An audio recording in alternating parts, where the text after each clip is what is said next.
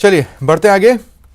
NSUI के 51वें स्थापना दिवस कार्यक्रम में सीएम अशोक गहलोत ने वर्चुअल माध्यम से एनएसयूआई कार्यकर्ताओं को बधाई दी। सीएम ने बीजेपी को आड़े हाथों भी लिया। बीजेपी वाले झूठ बोलने माहिर है। हमारी कमजोरी है कि सरकार कितने अच्छा काम भी कर ले, सरकार हमारी होती है तो हमारे जो student wing, youth wing, frontal वाले ये काम करते हैं, बताते लोगों को, पर और ज्यादा बताने का आवश्यकता है। क्योंकि मैंने देखा बीजेपी के शासन होते हैं, चाहे वो केंद्र का हो या राज्य में हो, काम तो करते कम, ऐसा मार्केटिंग करते हैं कि पूरी पब्लिक में लगता है कि बस यही काम करने वाले लोग हैं। उल्टा हो रहा है यहाँ पर। इतनी बड़ी बड़ी योजना ले आओ जो एक प्रकार से मिसाल बनती है देश के अंदर, पर वो योजनाएं खाली वो मिसाल बन के रह जाती है, लोगों को समझने वाला कोई नहीं है। विज्ञापन देखिए आप, इनसे कोई बेशर्माई से विज्ञापन देते हैं लोग। और कोविड में आर्थिक स्थिति खराब है, केंद्र की भी राज्यों की भी, हमें तो चिंता लगी रहती है, ये पैसा पब्लिक का है, हम तो ट्रस्टी हैं जो शासन में हैं, वो परवाह नहीं कर रहे हैं। जो चाल चरित्र चेहरा बताते थे वो देश को, बीजेपी वाले, जनसंघ वाले और आरएसएस वाले, हमारी चाल, हमारा चेहरा, हमारा चरित्र बिल्कुल अलग मिलेगा आपको, मिल गया आपको अलग। अच्छे दिन आ गए, काला धन भी आ गया, 2 करोड़ लोगों को रोजगार मिलने लगे प्रतिवर्ष। क्या क्या जांचें दी इन लोगों ने और 70 साल में क्या किया। तो ये तमाम बातें कहीं इतनी कम है। इसका मान सम्मान कायम रखना मेरा भी कर्तव्य बनता है। इसलिए आपने देखा होगा जब कभी मौका मिलता मुझे देश के अंदर या प्रदेश के अंदर एनएसयूआई की बात आती है तो मेरी प्रायोरिटी एनएसयूआई रहती है, चाहे मैं केंद्रीय मंत्री था तब भी और चाहे मैं किसी पद पे रहा हूं तब भी।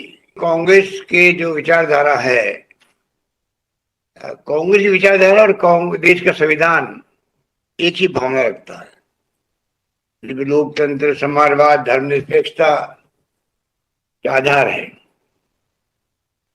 वही इस देश को एक अखंड रखे हुए हैं, चाहे कितनी बड़ी चुनौती आई हो। कांग्रेस के जब शासन थे, राज था, कांग्रेस का रुतबा था तो उनका भी रुतबा था, क्योंकि लोकतंत्र की परंपरा को निर्मल कांग्रेस करती थी, तो सबको मौका देती थी आलोचना करने का, बोलने का, काम करने का, संघर्ष करने का और आगे बढ़ने का। सरकार इसलिए बनती थी। आज तो सरकारें गिराने के षड्यंत्र हो रहे हैं देश के अंदर, कई फ्रॉड हो रही है, विधायकों की हो रही है, इलेक्शन कमीशन, जुडिशरी के साथ में आपके ईडी और सीबीआई, इनकम टैक्स, खुले रूप में जो दबाव पड़ रहा है इनके ऊपर, कोई कल्पना कर सकता है। शिक्षा मंत्री गोविंद सिंह डोटासरा ने आज स्कूल समय में ज्ञापन देने आए शिक्षकों को फटकार लगाई।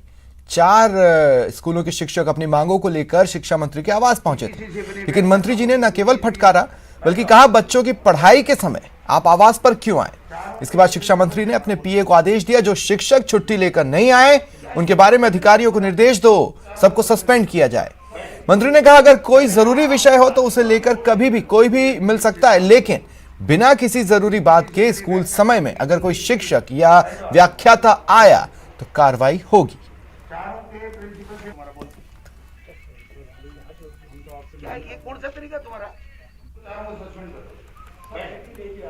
हर को अपनी बात कहने का तो अधिकार है, लेकिन उचित समय और उचित माध्यम होना चाहिए। ऐसी इनकी कोई मांग नहीं थी जो ये यहाँ मेरे रेजिडेंस के ऊपर स्कूल समय में स्कूल को छोड़ करके, बच्चों के भविष्य को छोड़ करके अपना ज्ञापन देने के लिए है। मेरे दरवाजा हमेशा सेक्रेटरीट में खुले हैं, रेजिडेंस के ऊपर खुले हैं। संडे को मैं मिलता हूँ, तो छुट्टी के दिन अगर ये आकर के ऐसी कोई अर्जेंसी की बात होती तो मैं नहीं कहता, लेकिन ऐसी मांगे हैं जो कब पूरी होंगी पता नहीं, इनको खुद को भी पता नहीं हम क्या मांग कर रहे हैं। तो इस तरीके से फिर रोजाना अगर आकर के पढ़ाई बाधित बच्चों की कर करके अगर आएंगे तो ये अनुशासनहीनता की श्रेणी में आता है। और एक गजेटेड ऑफिसर, व्याख्याता या प्रिंसिपल उससे उम्मीद की जाती है कि वो पहले अपनी संस्था की बात करे, पहले बच्चों के भविष्य को संभाले और उसके बाद में उसकी कोई प्रॉब्लम है तो उसकी बात करे।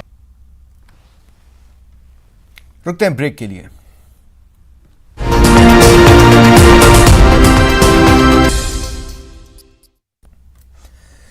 ब्रेक के बाद अब बात करते हैं पोखरण की, जहां वैक्सीन लगाने को लेकर कुछ फैलाई गई भ्रांतियां दूर हो रही हैं।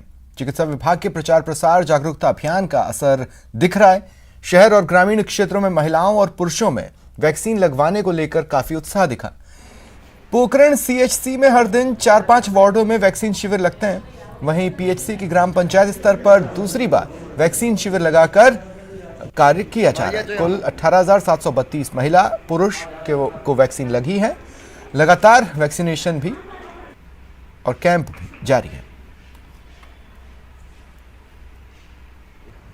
वैक्सीन लगाई है, अच्छा लग रहा है।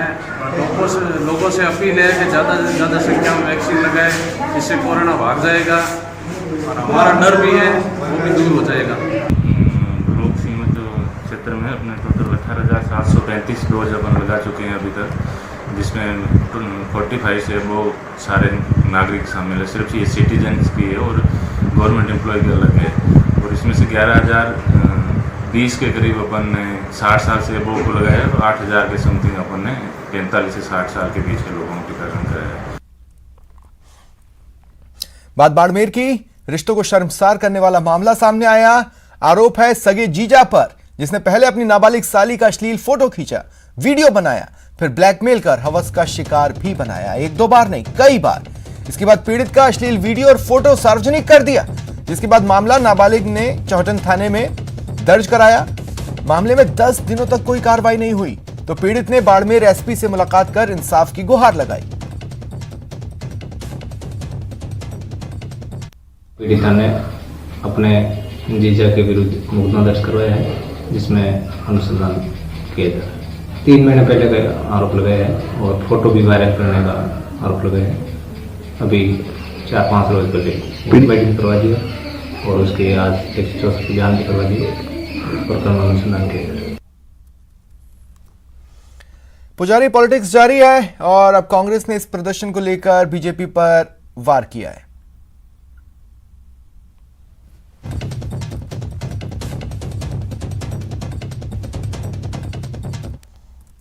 की फाटक पर लाकर अचानक लाश रख देते हो और चोरी छिपे भगाकर लाकर लाते हो। लाश को उठाकर ले आए अचानक। अब जयपुर में कहीं भी लाश कोई हंगामा होगा, झंझट होगा तो हरीश जी ने सही कहा कि जांच करा लो। जांच में जो दोषी पाया जाएगा उसके खिलाफ मुख्यमंत्री जी कार्रवाई कर देंगे। और भी कोई मदद चाहिए मदद बता दो। मंदिर माफी जमीन को लेकर कोई फैसला चाहते हो, बीजेपी सरकार ने तो किया नहीं। इस प्रकरण में माननीय सुप्रीम कोर्ट के अंदर आज पेंडिंग है। उसके बावजूद भी जो हम लोगों के पास है वो हर चीज करने के लिए तैयार है। इन दोनों के अलावा तीसरा और क्या मकसद है ये मेरे समझ से परे है। पुजारी के केस के अंदर निष्पक्ष तौर के ऊपर जांच करें। कोई भी अधिकारी की अगर लापरवाही हुई तो ये बात भी मैंने कही कि आप बता दो कि किस स्तर के ऊपर उसकी जांच हुई और अगर दोषी पाया जाएगा कोई अधिकारी तो उसके खिलाफ भी कार्रवाई करी जाएगी। अलवर जिले में एक गांव में मौलवी पर रेप के बाद 14 साल की नाबालिग को कुएं में धकेलने का आरोप लगा है। मामला सामने आने के बाद आरोपी मौलवी फरार है। पीड़ित का अस्पताल में इलाज चल रहा है। बताया जा रहा है रेप की वारदात के बाद पीड़ित के परिजन बच्ची को तलाशते हुए पास की मस्जिद पहुंचे, जहां बच्ची कुएं में गिरी मिली। परिजनों ने किसी तरह बच्ची को निकाला और पुलिस में शिकायत दर्ज कराई।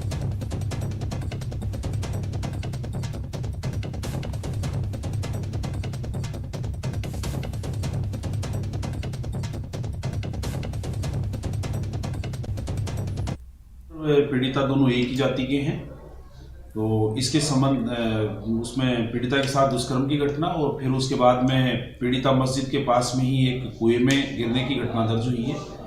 इसके संबंध में आईपीसी व पोक्सो अधिनियम की संगीन धाराओं में प्रकरण दर्ज करके और अनुसंधान प्रारंभ किया गया है। इसके क्रम में पीड़िता का मेडिकल मुआयना और चिकित्सा व्यवस्था के लिए तुरंत अस्पताल भिजवाया। फिलहाल इतना ही। नमस्कार।